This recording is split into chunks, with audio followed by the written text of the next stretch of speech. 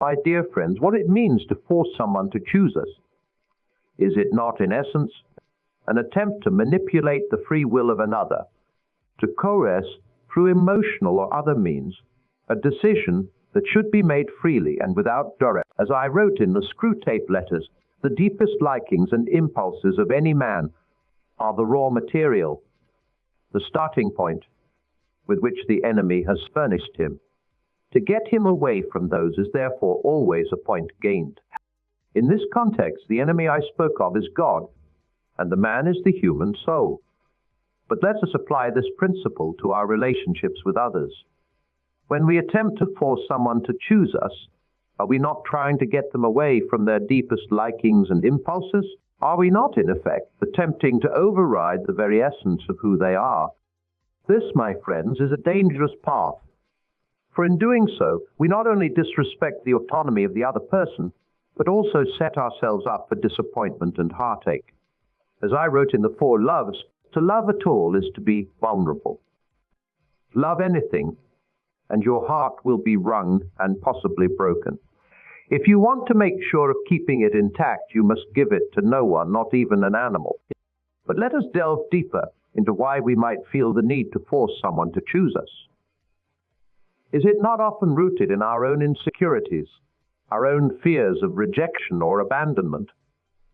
As I explored in the problem of pain, we are not necessarily doubting that God would do the best for us. We are wondering how painful the best will turn out to be. In the same way, when we try to force someone to choose us, we are not necessarily doubting that we are worthy of love and companionship. Rather, we are afraid of the pain that might come with allowing others the freedom to make their own choices. We fear that if given the choice, they might not choose us at all. But my dear friends, this fear, while understandable, is misplaced. For true connection, true love, true friendship can only exist in an atmosphere of freedom. As I wrote in Mere Christianity, free will, though it makes evil possible, is also the only thing that makes possible any love or goodness or joy worth having. Consider, if you will, a garden.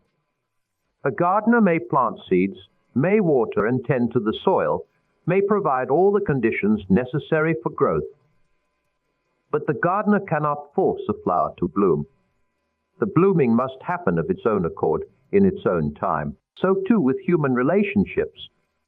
We can create conditions conducive to connection, but we cannot force that connection to occur. This brings us to an important point: the difference between influence and coercion. To influence is to affect the character, development, or behavior of someone through example, persuasion, or encouragement. To coerce is to compel by force, intimidation, or authority. The former respects the autonomy of the other. The latter seeks to override. As I wrote in The Abolition of Man, we make men without chests and expect of them virtue and enterprise. We laugh at honor and are shocked to find traitors in our midst. We castrate and bid the geldings be fruitful. In the same way, when we force others to choose us, we rob them of their agency and then are surprised when the resulting relationship lacks depth, authenticity, or true connection. But perhaps you're thinking, Lewis, this all sounds well and good, but what of our natural desire to be chosen, to be loved, to be valued by others? This desire, my friends, is not wrong in itself. It is, in fact, a reflection of our deepest nature as beings created for relationship. As I wrote in The Weight of Glory, we do not want merely to see beauty, though. God knows even that is bounty enough. We want something else which can hardly be put into words. To be united with the beauty we see, to pass into it, to receive it into ourselves, to bathe in it. This longing to be united with beauty, to be chosen and loved, is a reflection of our ultimate longing for union with the divine. But here's the crucial point.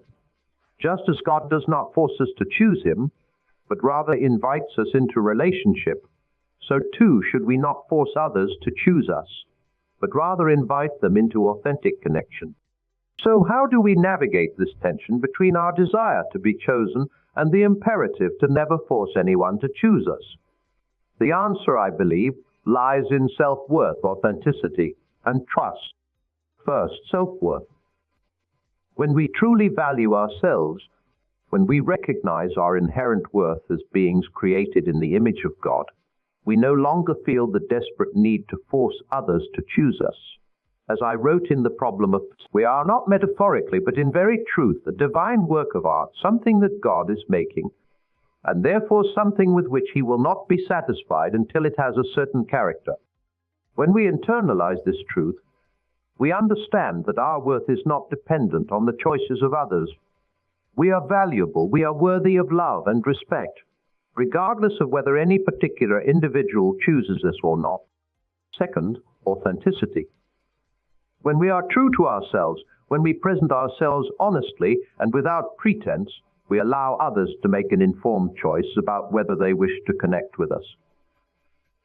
As I wrote in The Four Loves, friendship is born at the moment when one man says to another, "What, you too?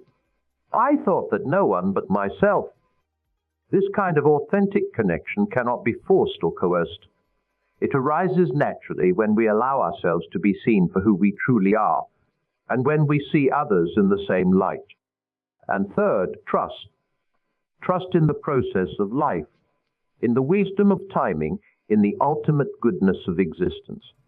As I wrote in Mere Christianity, aim at heaven and you will get earth thrown in. Aim at earth and you get neither. When we trust that all will unfold as it should, when we aim at living our best lives and being our best selves, we no longer feel the need to manipulate or force outcomes in our relationship. We can allow others the freedom to choose, trusting that those who are meant to be in our lives will choose us freely and gladly. Now you might be wondering, but Lewis, what if no one chooses us? What if we end up alone?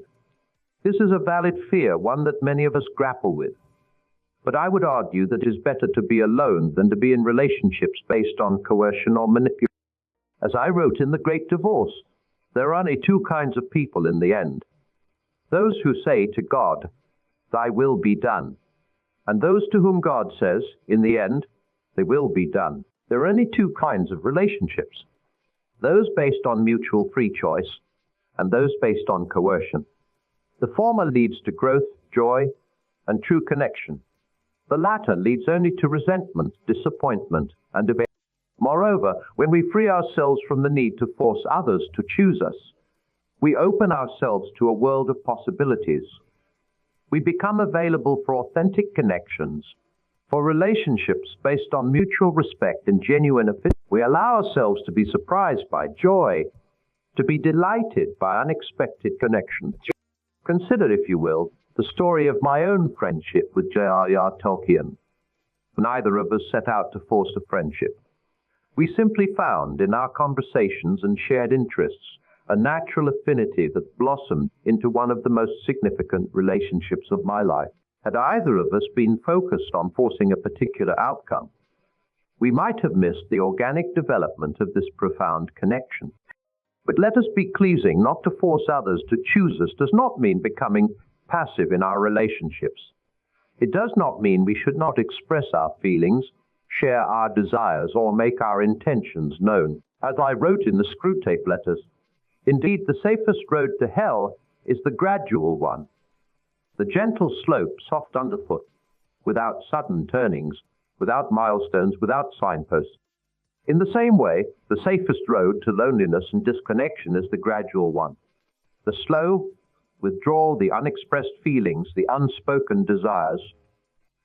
We must still be active participants in our relationships, still take risks, still make ourselves vulnerable. The key is to do so without attachment to a particular outcome, without trying to force or manipulate the choices of others. This brings us to an important distinction: the difference between invitation and demand. When we invite others into our lives, into deeper connection with us, we are offering them a choice. We are saying, "This is who I am, this is what I have to offer, and I would be delighted if you chose to engage with me more deeply." A demand, on the other hand, says, "You must choose me, regardless of your own feelings or desires." As I wrote in The Horse and His Boy, do not by any means destroy yourself.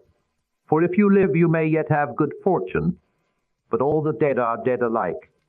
In the same way, Do not destroy the possibility of authentic connection by demanding or forcing others to choose you. Keep yourself open, keep extending invitations, keep living in a way that attracts the kind of connections you desire.